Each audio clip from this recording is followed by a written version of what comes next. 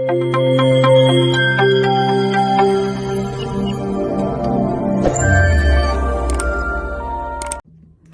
दोस्तों, मेरे YouTube channel खिड़की पर आपका स्वागत है।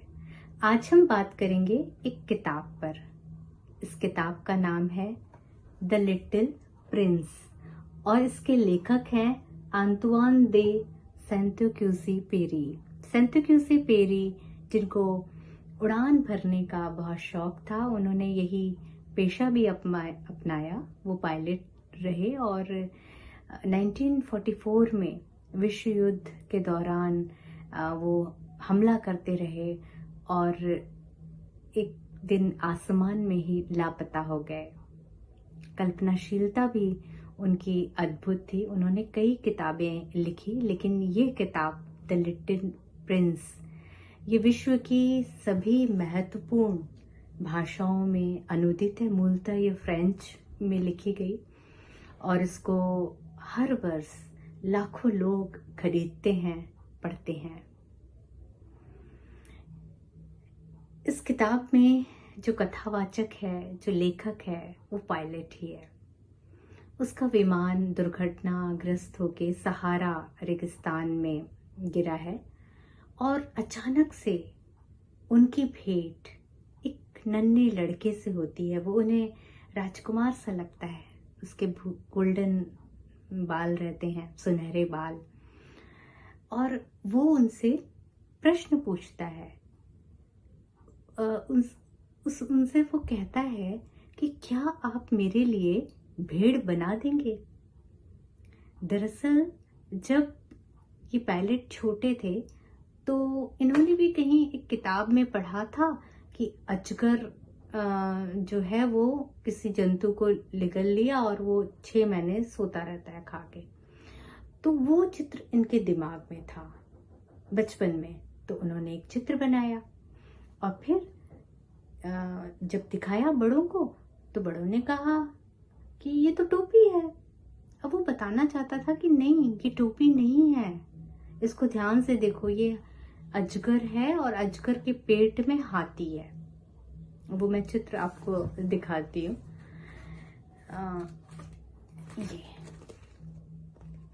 वो ये बनाता है तो ये तो टोपी जैसे लग रही है, तो सब यही कहते हैं, लेकिन बोलते नहीं, मैंने तो ये बनाया है। तो जब उससे ये छोटा बच्चा कहता है कि आप मेरे लिए भेड़ बनाइए, तो ये बड़ा अफसोस जाहिर करता है कि मेरे अंदर तो इतना चित्रकार पनप रहा था और बड़ों ने तो मुझे बोला कि क्या चित्र बनाते रहते हो, विज्ञान पढ़ो, भाषा पढ़ो, भूगोल पढ़ो, और चित्र बनाना छूट ही गया। फिर भी मैं कोशिश करता हूँ। उसने एक चित्र बनाया, बल्कि 3 चित्र बनाए। एक ये बनाया, एक ये बनाया और एक ये बनाया। तो पहले चित्र देख के नन्हा राजकुमार खुश नहीं हुआ। बोला ये तो आपने एकदम बीमार भेड़ बना दी, मुझे थोड़ी तंदुरुस्त चाहिए। फिर बनाया तो बोला नहीं, ये तो बूढ़ी है। फिर बनाया, बोला अरे भेड़ नहीं है, उसको तो सींग लगा दिए तो भेड़ है। फिर उसने घसीट दिया एक चित्र और बोला लो, ये लो तुम्हारी भेड़। उसने एक डिब्बा जैसे बना दिया और उसमें छेद बना दिए। अब उसे आश्चर्य हुआ कि उसने बच्चा बोला अरे यही तो मैं चाहता था। मैं जहां से आया हूँ, मेरा जो ग्रह है वो बहुत छोटा है और उसमें जगह नहीं है मेरे भेड़ के लिए, वो कहाँ सोए। तो अच्छा हुआ आपने छोटा भेड़ बनाया और उसको डब्बे में उसको सुला दिया। तो बहुत खुश हो जाता है। लेखक को लगता है अरे ये वही तो है जो हम लोग एक जैसे हैं। तो मैं तो ये सोचता था मेरी बात कोई समझता नहीं है, इसलिए मैं चुप हो गया था। मैं फिर लोगों की पसंद की बात करता था, लेकिन ये ऐसा है जिसने मेरे मन को समझ लिया है, जिसने मुझे समझ लिया है। और अब उनकी दोस्ती जो है वो धीरे धीरे जो है बढ़ती जाती है। जब दोस्ती बढ़ती है तो फिर और बातें होती हैं। नन्हा राजकुमार बताता है कि यहाँ पे आने से पहले वो कई ग्रहों के चक्कर लगा चुका है और वो बताता है कि वो जब एक ग्रह में गया था तो उसे कौन कौन मिलता है। वो बताता है उसे एक राजा मिला था, लेकिन राजा जो था वो बहुत अहंकारी, उसके अंदर बहुत स्वामित्व बोध था और वो बहुत अपनी अपनी झाड़ रहा था और वो चाहता था प्रजा जो है उसकी बात सुने। यद्यपि वो वहां अकेला था तो ये बच्चे पे भी ऐसे ही कर रहा था, तो उसको ये चीज अच्छा नहीं लगता। उसको लगता है कि बड़े लोग बच्चों को अपने नियंत्रण में क्यों रखते हैं, इतने अजीब होते हैं ये लोग। फिर उसको एक वेनमैन मिलता है, प्रशंसा जो चाहता था, अपनी टोपी उतार के जो भी उसकी प्रशंसा करता था वो उसका अभिवादन करता था। तो उसको ये बात भी नहीं अच्छी लगती कि लोग इतनी तारीफ के क्यों भूखे हैं इतने। फिर उसको अगले ग्रह में, एक और ग्रह में एक शराबी मिलता है और वो नशे में एकदम धुत में रहता है। वो शराबी उसे बताता है वो शराब पीता है, इसलिए उसे बहुत शर्म आती है और फिर इस शर्म से बचने के लिए वो फिर शराब पीता है। अब तो उसको पक्का यकीन हो जाता है कि बड़े लोग जो हैं वो सनकी भी होते हैं, पागल भी होते हैं। उसे एक बिजनेसमैन मिलता है और बिजनेसमैन जो है वो हमेशा नंबरों में खोया रहता है। उसको पता ही नहीं तारे क्या होते हैं, उसको पता ही नहीं फूलों की खुशबू क्या होती है। फिर पायलट को भी याद आता है कि अक्सर जो है वो भी छोटा था तो वो सोचता था बच्चे जब वो अपने दोस्तों की बात करता था तो बड़े लोग हमेशा ये पूछते थे कि तुम्हारे दोस्त के कितने भाई बहन हैं, उसकी उम्र क्या है, उसके पिता क्या करते हैं, कितना कमाते हैं, मतलब उसके स्टेटस से संबंधित सवाल करते थे। कोई ये नहीं पूछता था दोस्तों के बारे में कि तुम्हारे दोस्त को कौन सा रंग पसंद है, वो तितलियों के पीछे भागते हैं। तो ऐसी बातें बड़े नहीं करते हैं, तो उसे भी बहुत अजीब लगता था। तो ये भी बताता है कि बिजनेसमैन तो बस गिनती ही करता रहता है, उसको अच्छा नहीं लगता है ये बात। फिर वो जाता है तो उसे एक व्यक्ति मिलता है जो कुछ नोट करता रहता है, बही खाता टाइप। तो बोलता है आप कौन है? तो बोलता है मैं तो ज्योग्राफर हूँ, मेरा काम है कि ये मैं ग्रहों की जानकारी लिखता रहता हूँ। बड़ा खुश होता है, बोलता है तब तो आप बहुत सारे ग्रह गए होंगे, आप अपनी यात्राओं के बारे में मुझे बताएंगे। बोले नहीं, मैं तो अपनी सीट से भी नहीं उठा हूँ। बोले अरे अब बिना अपनी सीट से उठे ये इतनी बड़ी किताब लिख ली है? हाँ बोले ऐसे राहगीर आते हैं, मुझे बताते हैं, मैं एंट्री करता जाता हूँ। अब तुम मुझे बताओ अपने ग्रह के बारे में, वो भी मैं लिख दूंगा। तो बताता है मेरे ग्रह में 3 ज्वालामुखी हैं। वो बताता है कि मेरे ग्रह में एक नन्हा सा गुलाब का पौधा है, एक भेद। अब उस नन्हे गुलाब के पौधे को भी जगह देंगे अपनी किताब पर? तो बोलता है नहीं नहीं नहीं नहीं नहीं, उस गुलाब के फूल को मैं अपनी ज्योग्राफी में जगह नहीं दे सकता हूँ, ज्योग्राफी की इस बुक में। बोले क्यों? बोले वो तो क्षण भंगुर है, वो बहुत कम समय के लिए। तुम अगर वहां कोई पहाड़ है तो मुझे बताओ, समुद्र है तो मुझे बताओ, नदियां हैं तो मुझे बताओ। उसको भी वहां अच्छा नहीं लगता है, वो भी उसे अजीब लगता है। लेकिन ज्योग्राफर उसको सलाह देता है कि तुम ना पृथ्वी में जाओ, तुम्हें वहां बहुत सी चीजें मिलेंगी, बहुत से लोग मिलेंगे और तुम बहुत एक्सप्लोर कर पाओगे, तुम्हें बहुत अच्छा लगेगा। तो वो पृथ्वी पर आता है, तो पृथ्वी पे जिस जगह आता है वो रेगिस्तान रहता है, उसे कोई दूर दूर तक नहीं दिखता है। और जब वो टिले पे चिल्लाता है तो उसे अपनी ही प्रतिध्वनि सुनाई देती है। तो वो सोचता है यहाँ तो कोई जो मैं बोलूं उसी को दोहराते हैं, अपना कुछ विवेक ही नहीं है उनके पास, अपनी कोई बात ही नहीं। उसे सांप दिखता है। अब मैं आपको बताऊं कि ये जो सांप है ये पहेलियां बुझाना जानता है और उसको हर पहेली का जवाब भी मालूम रहता है। जितने कैरेक्टर मैं आपको बता रही हूँ ना, इसमें से ये जो कैरेक्टर है सांप, ये बिल्कुल अपने आप में एब्सोल्यूट सिंबल है कि वो जो है उत्तर जानता है। कम से कम यही एकमात्र कैरेक्टर ऐसा है। तो वो उसको बोलता है कि तुम अगर ग्रह में वापस जाना चाहो तो मैं तुम्हें मदद कर सकता हूँ। तो इस तरह इसको फिर सबसे केंद्रीय पात्र इस उपन्यास, इस नॉवेला का उसे मिलता है जो है फॉक्स। तो फॉक्स उसको इतनी अच्छी बात बोलता है। दरअसल वो नन्हे राजकुमार को समझा पाता है कि जीवन में दोस्ती और प्यार कितना जरूरी रहता है। जब ये लोग पहले बार मिलते हैं तो वो बोलता है आओ हम लोग खेलें। तो बोले नहीं, मैं तुम्हारे साथ नहीं खेल सकता। बोलता क्यों? बोलते नहीं, तुम्हें मुझे पहले टेम करना पड़ेगा, तुम्हें ना पहले मुझे पालतू बनाना पड़ेगा, तुम्हें मुझे पुचकारना पड़ेगा, दुलारना पड़ेगा। वैसे तो इस दुनिया में कितने बच्चे हैं, बहुत सारे बच्चे हैं, और बहुत सारी लोमड़ी हैं, तो उसको किसी से क्या फर्क पड़ता है। लेकिन जब तुम मुझे वक्त दोगे, मुझे खिलाओगे पिलाओगे, मेरा ध्यान रखोगे, मेरे से बातें करोगे, मेरे साथ बहुत सारा समय बिताओगे, तो हम दोनों में जो है एक प्यार पनपेगा। मैं भी तुम्हें देखकर बहुत खुश होऊंगा। तो इस तरह से हम दोनों का एक ऐसा संबंध बनेगा कि तुम्हारे लिए मैं अद्वितीय हूँगा, सबसे निराला, और तुम्हारे लिए मैं। अब इस नन्हे राजकुमार को ये बात समझ में आती है। दरअसल वो अपने ग्रह से इसीलिए आया था भागकर एक्सप्लोर करने की।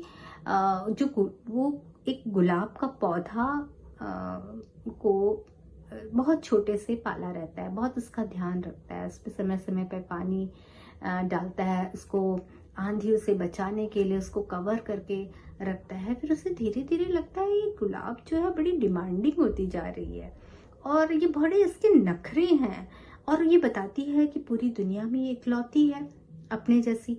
तो यही देखने के लिए वो बाहर निकला कि जरा देख के तो आऊं। और अब उसको पता चलता है अपने जो उसके अंदर जो कहना चाहिए एक सवाल होता है, एक तलाश जो होती है, उसका उसको उत्तर मिल जाता है। फॉक्स जो लोमड़ी रहती है वो उससे बोली रहती है कि वास्तव में दिल से ही देखा जा सकता है। आंखों से जो चीज दिखती है ना, उसको देखना नहीं कहते हैं, दिल से ही, मतलब वो अदृश्य होती हैं। जो चीज आप देखना चाहते हो वो दिखती नहीं है, वो अदृश्य रहती हैं। तो इसको ये बात बहुत जमती है। और जब वो पृथ्वी पे आया और हमारे पायलट से मिला, तब वो पायलट को समझाने में काबिलियत पा गया, क्योंकि वो तो इतना घूमते घूमते आया ना, उसको जिंदगी क्या होती है, जिंदगी जीना क्या होता है, ये बहुत अच्छी तरह से समझ आ गया। उसको प्रैक्टिकल अनुभव से ज्ञान हासिल हुआ ना, तो वो पायलट के साथ समय बिता रहा है, बहुत अच्छा समय बिता रहे हैं। पायलट उसकी चिंता करता है और उसको उस पर बहुत प्यार भी आता है कि कितना अच्छा जीव है, कितना अच्छा बच्चा है, इसको अपने प्लैनेट की इतनी चिंता है। जो उस प्लांट में वो बड़ा सा पौधा जिसकी जड़ फैलती जाएगी, वो रोज सुबह कि वो बड़ा ना हो जाए, वो उस खरपतवार को साफ करता है। एक फूल का इतना जो बहुत कोमल है, बहुत नाजुक है, बहुत मुलायम है, उसका इतना प्यार से उसका ध्यान रखता है, उसको चिंता है। वो एक बार अपनी चिंता बताता भी है, बोलता है मुझे कभी कभी ऐसा लगता है कि मेरी भेड़ जो है वो गुलाब के पौधे को ना खा जाए।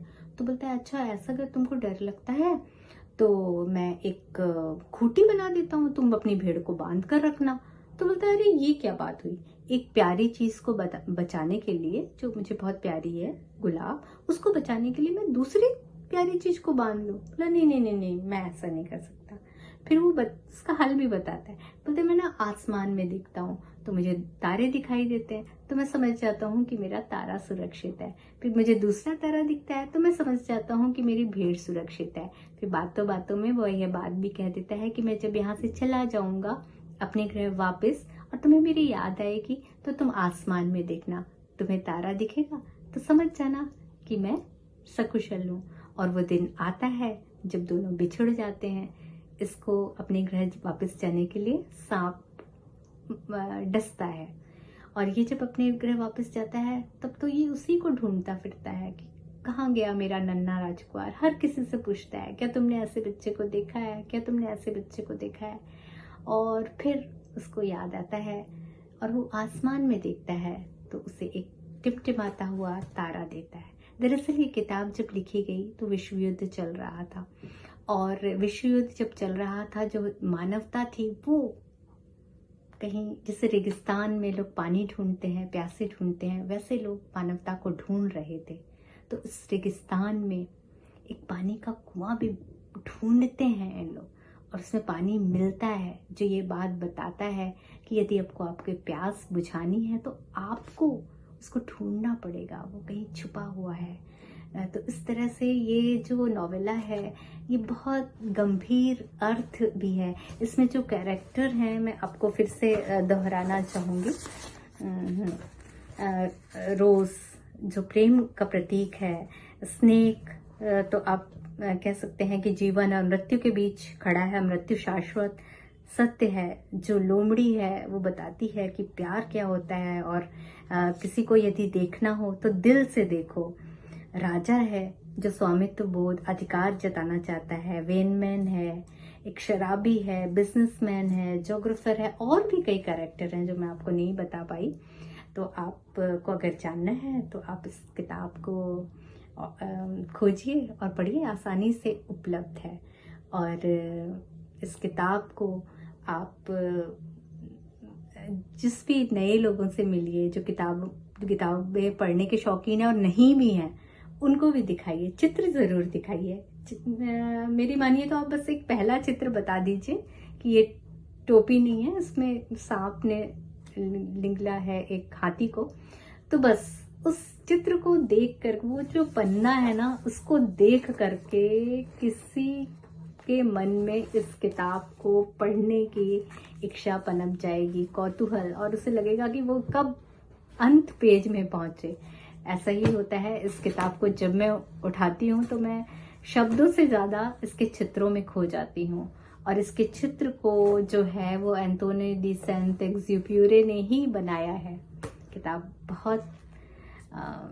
बहुत ही कहना चाहिए अनमोल है, और हमेशा इसकी एक कॉपी मैं अपने पास ही रखती हूँ। कॉपियाँ मंगाती हूँ, मेरे घर से चली भी जाती हैं, लेकिन फिर एक ना एक ज़रूर रहती है। अभी हाल ही में मैं आपको बताना चाहूँगी कि ये किताब मुझे हिंदी में भी दिखाई दी। हिंदी में ये आई है अनुराग ट्रस्ट से। इसको मैं लखनऊ गई थी कात्यायनी जी से मिलने, तो वहाँ मुझे मिल गई थी।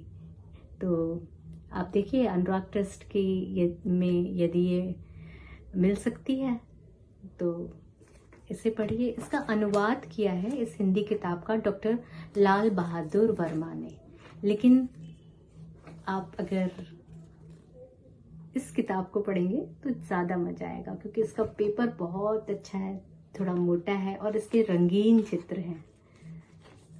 तो ये दोनों किताब एक इंग्लिश में है और एक हिंदी में है। धन्यवाद।